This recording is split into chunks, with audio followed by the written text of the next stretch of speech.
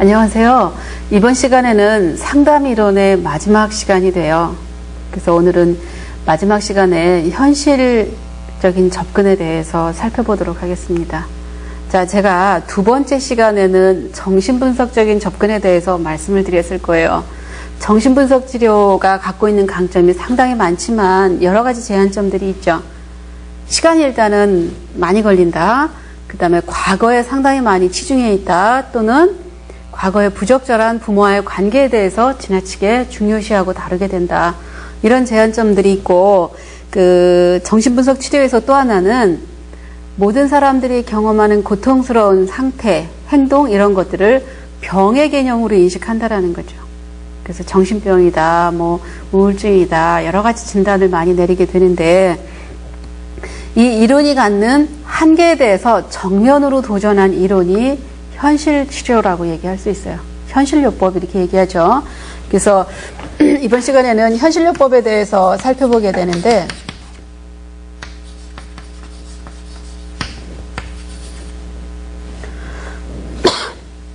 많은 상담 이론의 대가들이 모두가 프로이드를 통해서 새롭게 성장하고 변화하고 발전했다라고 볼 수 있어요.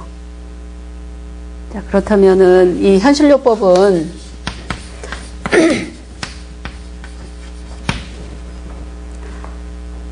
정신분석을 수련한 이 사람도 정신과 의사인데 윌리엄 글래서라고 하는 사람들이 만들어낸 이론이에요.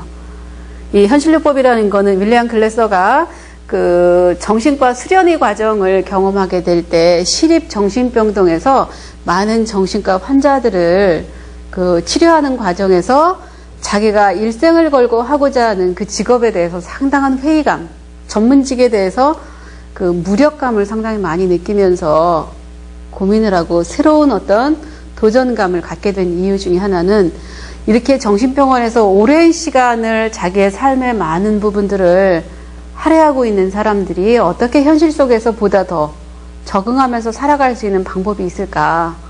이 부분을 고민하면서 만들어낸 상담 이론이 현실요법이라는 거죠. 이 현실요법이라는 거는 말 그대로 현실을 살 수 있는 사람,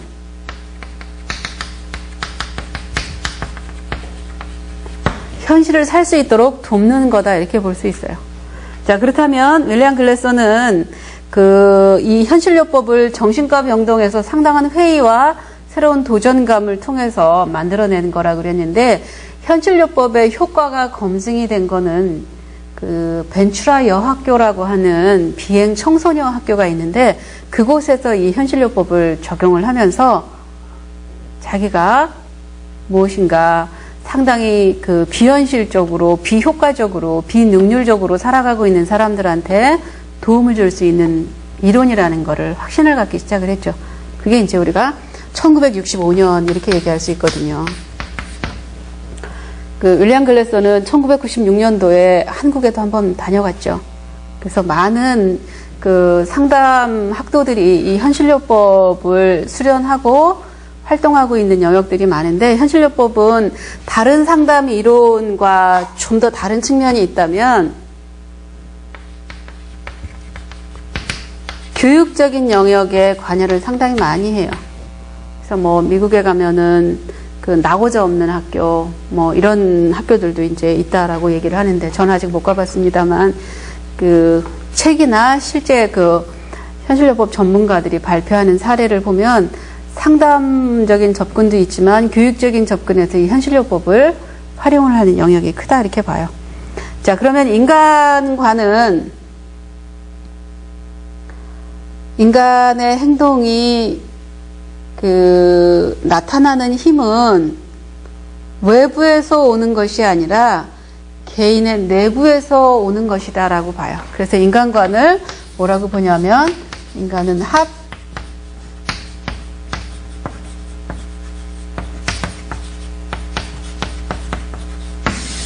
외부가 아니라 내적인 통제를 받는 사람, 이렇게 보는 거죠. 그래서 그 합목적적인 존재로 보기 때문에 인간은 뭔가 분명한 목적 의식이 있다. 이 목적이라는 거는 인간을 움직이도록 하는 힘이 되는데, 이 목적적인 존재로 보는 시각 속에 현실요법은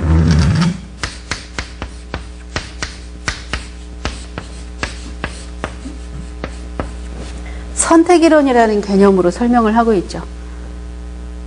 이 선택이론이라고 하는 거는 인간은 하나의 통제 체계로서 어떻게 자기가 원하는 것들을 내적인 욕구를 충족시켜 갈 수 있는 방법을 끊임없이 창조하고 시도하고 행동으로 경험해내는 존재라는 거죠. 그래서 여기 이제 원고에 보면 선택이론은 인간 개인이라는 생명체가 하나의 통제 체계다. 그래서 그런 통제 체계로서 어떻게 뇌의 작용에 의해서 자신의 행동을 통제할 수 있는가를 설명해 주는 거예요. 그래서 현실요법이 교육적인 영역에서 활용되어지는 비중이 크다 이렇게 말씀드렸는데, 결국은 현실요법이라고 하는 거는 보다 많은 사람들이 현실을 살아갈 수 있도록 돕는 건데, 그 돕는 과정 속에 무엇을 가르치냐라면 선택이론의 개념을 가르친다라는 거예요. 그래서 이 선택이론이라는 거는 모든 인간은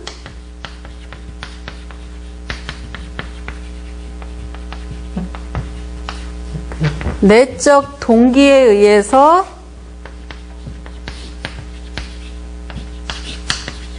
행동을 선택한다. 그래서 선택적인 존재로 봤어요. 그래서 내적인 동기라고 하는 거는 우리를 움직이도록 하는 힘인데, 이 내적 동기라고 하는 거를 윌리엄 클래서는 모든 인간에게는 5가지 기본 욕구가 있다.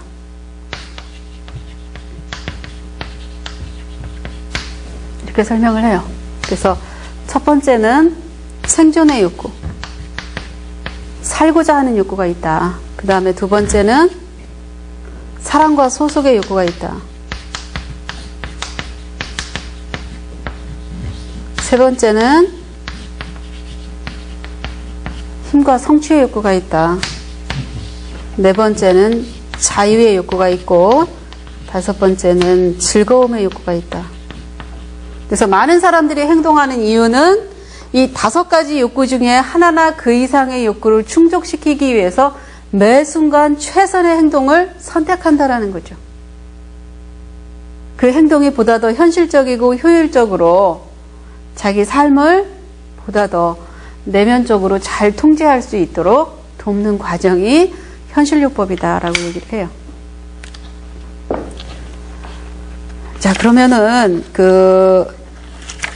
이런 5가지 욕구를 충족시켜 주게 되는데, 현실요법이 행동치료와 다른 점은 행동을 강조하고 행동에 변화를 가져올 수 있도록 돕는 거이면은 분명하지만, 행동치료가 외부 통제를 받는다라고 하면 현실요법은 내부 통제를 받는 존재라고 보는 거예요. 그래서 이 내부 통제를 받게 될 때 현실요법 과정에서 상담자는 내담자의 전행동 요소라는 것을 탐색을 해요. 전행동 요소라고 하는 거는 활동하기, 그 다음에 두 번째가 생각하기, 세 번째 느끼기, 네 번째가 신체 반응하기. 이 전행동 요소가 뭐냐면 우리를 움직이도록 하는 요소 중에는 이 4가지가 있는데, 우리는 항상 4개가 같이 맞물려서 움직이게 된다. 현실요법에서는 내담자의 행동의 변화를 가져올 수 있도록 돕는데, 보통 우리가 행동이 달라지려면 생각이 달라져야 가능하다 이렇게 보죠. 근데 이 전행동 요소를 통해서 글래서는 뭘 설명하냐면, 우리가 내적으로 통제할 수 있는 영역이 가장 많은 것이 활동하기고, 그 다음이 생각하기고, 그 다음에 느끼기고, 신체적인 움직임이나 변화에 대해서는 우리가 통제할 수 있는 영역이 거의 없다 이렇게 봐요. 물론 생각이 바뀌어야 행동이 바뀌겠지만, 현실요법은 활동하기를 어떻게 선택하는지를 돕는 것이 그 사람의 생각도 바뀌고 느낌도 바뀌고 신체 변화도 달라질 것이다 라는 것을 가져오는 거죠. 그래서 결국은 행동의 변화를 가져오는 데 있어서 내적인 통제력을 더 많이 갖도록 돕게 될 때 가능한데, 이 내적인 통제력을 더 많이 갖고 있을 수 있는 우선순위를 그렇게 봤죠. 자, 그렇다면 이런 현실요법의 그 상담 절차, 상담 절차는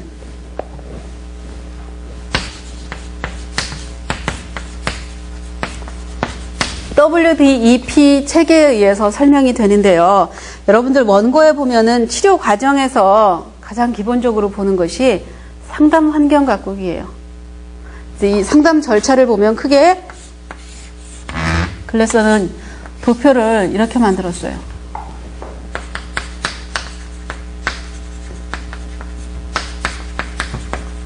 그러니까 제가 첫 시간에 그 초기 과정에서 상담자는 내담자하고 친밀한 관계를 형성을 해야 된다라고 얘기를 했는데, 정신분석적인 접근에서도 하고 정신분석적인 접근에서는 전이 관계를 형성한다 이렇게 봤다면, 글래서는 다른 용어로 표현을 하죠. 상담 환경을 가꾸기. 상담의 효과를 더 적절하게 가져올 수 있는 환경을 가꾸는 것은 상담자가 상담의 시작부터 끝까지 한결같이 이루어져야 되는 것이다. 이런 상담 환경 가꾸기를 토대로 해서 WDEP의 체계에 의해서 상담을 진행시켜가는 것이다. 이렇게 얘기를 해요. 그래서 그 상담 환경 가꾸기를 크게 여기 원고에 보면 5가지 내용으로 함축이 되어 있죠.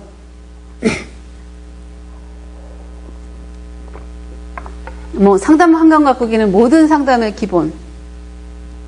관심을 가지고 잘 들어라. 그 다음에 그 관심을 갖고 잘 듣는데, 아까 모든 인간은 5가지 기본 욕구 중에 하나나 그 이상의 욕구를 충족시키기 위해서 매 순간 어떤 행동을 선택한다고 그랬는데, 내담자의 얘기를 잘 들으면서 이 사람이 충족시키고자 하는 욕구가 무엇인가를 잘 가려낼 수 있어야 된다는 거. 그래서 이 사람이 그 욕구를 충족시킬 수 있는 바람직한 방법을 찾도록 도와주는 게 상담자의 역할이기도 하죠. 그래서 그런 믿음이 내담자로 하여금 설정이 되게, 신뢰감이 생길 수 있도록 잘 들어야 되고, 그 다음에 두 번째는 정신분석은 과거에 초점이 맞춰져 있다 그랬는데요. 현실요법은 과거를 다루지 않아요. 그럼 과거를 안 다루고 상담을 어떻게 하냐 이렇게 보죠. 그런데 글래서는 과거를 다루진 않는데, 과거의 모든 경험은 지금 현재 우리에게 자연스럽게 묻어있기 때문에 과거를 다르게 다룰 필요가 없다. 그러나 과거의 경험을 떠올리게 하는 건 있죠. 과거에 자기가 성공했고 제대로 바람직하고 효율적으로 욕구를 충족시켰던 방법들은 찾아서 표현하도록은 해요. 그렇지만 과거에 초점 맞추는 것은 아니고 현실에 초점을 맞추고 있다 이렇게 보죠. 자, 그래서 과거사가 아니라 현재 상황을 설명하는데 도움이 되지 않는 한 어떤 이야기도 허용되지는 않는다. 그래서 많은 내담자들이 오면 내가 뭘 힘들다라는 얘기부터 계속 하게 되는데 안 좋았던 기억만 떠오른다라고 얘기를 하죠. 그럴 때 현실요법 상담자는 그래도 그 힘들고 고통스러운 과정 속에서 네가 지금 이 자리에 있을 수 있도록 한 과거의 긍정적이고 성공했던 것도 이야기를 해달라고 얘기를 해요. 그래서 이 사람의 그 저울의 부정적인 감정과 긍정적인 감정의 저울의 기울기를 조절을 좀 해주는 거죠. 그 다음에 내담자의 느낌이나 신체 현상을 아까 얘기한 전행동 요소하고 분리시켜서 논의하지는 못하게 한다. 이거는 다 같이 함께 어우러지는 것이다 라고 얘기를 했죠. 단지 변화를 도모하기 위해서는 우리가 활동하기에 초점을 맞춘다. 그 이유는 모든 사람이 내적인 통제력을 더 많이 가질 수 있는 거는 활동을 할 때이기 때문이다. 이렇게 보는 거죠. 그래서 감정을 그냥 저절로 앉아서 바뀌어라 이렇게 한다고 해서 바뀌는 건 아니죠. 사람들이 우울하다 그러면은 의사들이 뭔가를 해라 이렇게 하거든요. 근데 우울할 때 달리기를 막 하면 땀도 나고 느낌도 이미 달라져 있고 이런 것들을 경험을 한다라는 거예요. 그게 활동하기에 초점을 맞춰서 변화를 유도내기 때문에 그렇다 이렇게 보는데, 그런 부분들을 활동하기 하고 생각하고 느끼기, 신체 반응하기는 함께 어우러져서 가는 것이다라는 걸 인식하는 거. 그 다음에 현실요법에서는 그 가장 중요하게 선택할 수 있는 선택권을 내담자가 가질 수 있도록 하고, 책임 있는 행동을 할 수 있도록 돕는 거. 그래서 제가 그 애들러의 개인 심리학을 강의할 때 말씀드렸을 거예요. 개인 심리학적인 영향을 현실요법이 상당히 많이 받았는데, 그 중에 선택이나 책임 있는 행동이라는 거를 상당히 많이 이렇게 연결을 시켰다 이렇게 말씀드렸는데, 핵심이에요. 선택과 책임 있는 행동.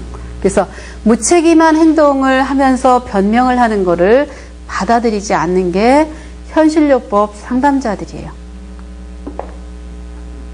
자, 그 다음에 벌하거나 비판하지 않으면서 내담자의 행동 선택에 대한 필연적인 결과를 깨닫게 해야 할 것이다. 결국 이거는 책임 있는 행동을 할 수 있도록 돕는 거죠. 자, 그러면은 이 상담 절차가 WDAP 체계에 의해서 이루어지는 거를 간단하게 설명을 한다면, WDAP라는 거는 want, 자기의 바람, 원하는 것을 탐색하는 거죠. 그래서 이 상담 환경 가꾸기의 틀 위에 설정이 되는 거는 내담자가 원하는 게 무엇이고, 이 사람이 원하는 걸 하기 위해서 뭘 하나, 그 다음에 그 평가, 플랜이라고 그러는데, 그 다음에 doing이에요. 이 사람이 원하는 바램이 무엇인가를 탐색을 하면, 이 바램을 충족시키기 위해서 무엇을 하나, 어떤 행동을 하는지를 보는 거죠. 이 doing 탐색에서는 아까 살펴본 전행동 요소가 포함이 될 수 있겠죠. 자, 그 다음에는 evaluation이라고 얘기를 하는데요. 이거는 자기 평가를 하는 거예요. 원하는 것을 이루기 위해서 자신이 하는 행동들이 정말 도움이 되는지를 평가하는 거죠. 그거를 상담자가 평가해 주는 게 아니라, 정신분석은 거의 치료자가 평가하고 애들러도 진단을 하고 그래서 해석을 하고 분석을 하고 이렇게 한다면, 여기서는 상담자가 평가해 주는 게 아니라 내담자 스스로가 평가할 수 있게. 그래서 현실요법 상담 과정의 핵심은 세 번째 나와 있는 자기 평가를 할 수 있도록 돕는 거죠. 스스로가 자기 행동에 대해서, 자기 생각에 대해서, 느낌에 대해서, 신체 반응에 대해서 인식을 할 수 있고, 내 상태가 어떤지를 평가할 수 있으면, 이 평가는 자연스럽게 새로운 변화를 가져올 수 있는 계획으로 연결될 수 있다라고 보는 거죠. 자, 그래서 행동 변화를 가져오기 위해서 그 사람의 욕구라든가 그 사람의 바램이라든가 그 사람의 지각 세계가 어떤 상태인지를 탐색하는 거예요. 뭐 진정으로 네가 원하는 게 뭐냐 도대체가. 학교를 가고 싶어 한다. 학교를 가고 싶다라고 하지만 그 민마음에 깔려있는 건 사람에 따라 다를 수 있죠. 학교에 가면 친구를 만날 수 있으니까 가는 사람도 있을 것이고, 학교에 가면은 뭔가 공부를 잘해서 자기가 좀 더 능력이나 성취감을 더 많이 느낄 수 있어서 그럴 것이고, 이렇기 때문에 그 사람이 가시적으로 표현하는 바램을 듣지만 그 바램 밑에 5가지 욕구 중에 어떤 욕구에 더 초점이 맞춰진지를 상담자가 잘 들어야 된다라는 거고요. 그 다음에 이 내담자의 전 행동을 탐색함으로써 상담의 전반적인 방향을 설정하는데 내담자가 어디로 가고 있는지를 보는 거죠. 그래서 구체적으로 어떻게 어떤 방식으로 가고 있는지를 하나의 그 비디오 필름처럼 잘 돌려보는 거. 이것이 그 doing 탐색의 단계에서 이루어지는 것이고, 세 번째는 행동이나 계획에 대한 자기 자신의 평가. 그래서 자기가 원하는 뭐 목록을 찾아본 그 정보를 토대로 해서 자신의 강점이나 능력도 볼 수 있는 것이고, 그 다음에 제대로 내가 이렇게 할 수 있는지, 어떤 부분은 실현되고 있는 거고 어떤 부분은 부적절한지 이런 것들을 가려내기도 하고, 그 다음에 이제 구체적인 어떤 선택에 따라서 보다 더 효율적인 어떤 선택을 할 수 있도록 돕기 위해서 이런 자기평가 질문을 하는 거죠. 그 자기평가 질문을 하는 또 다른 이유 중에 하나는 변화되어야 할 사람이 누구인지를 보는 거예요. 주체로서 인식할 수 있도록.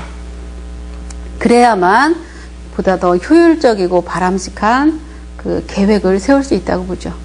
자, 이렇게 평가하기가 이루어지면 그 다음에 계획하기에 들어가게 되는데, 이 계획하기라는 거는 행동 변화를 위한 계획이죠.